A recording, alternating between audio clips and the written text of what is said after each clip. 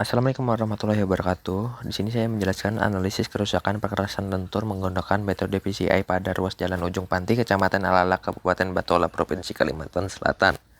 Latar belakang, ruas Jalan Ujung Panti merupakan penghubung yang berperan penting dalam mendukung mobilitas masyarakat dan distribusi barang. Seiring meningkatnya volume lalu lintas, khusus kendaraan berat, serta pengaruh faktor lingkungan seperti cuaca dan kondisi drainase, perkerasan lentur pada ruas jalan ini mengalami berbagai kerusakan yang dapat menurunkan kenyamanan dan keselamatan pengguna jalan.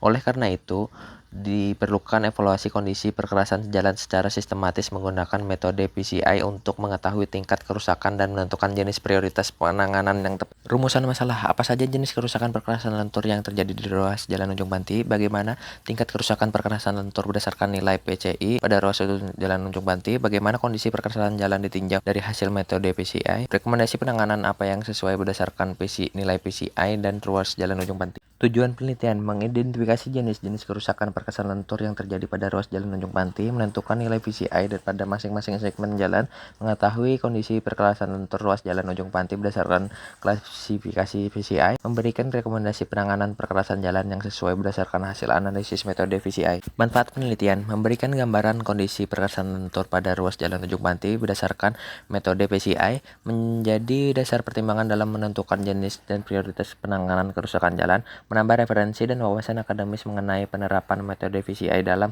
evaluasi kondisi perkerasan jalan. Tinjauan pustaka, penilaian kondisi jalan menggunakan metode PCI telah banyak diterapkan dalam berbagai studi kasus di Indonesia. Beberapa penelitian menunjukkan bahwa PCI mampu memberikan indikator kuantitatif terhadap kondisi perkerasan jalan yang kemudian dapat digunakan menetapkan prioritas pemeliharaan. Contohnya, analisis tingkat kerusakan jalan di berbagai ruas menunjukkan bahwa PCI lebih efektif mengelompokkan kondisi jalan dari kategori excellent hingga poor.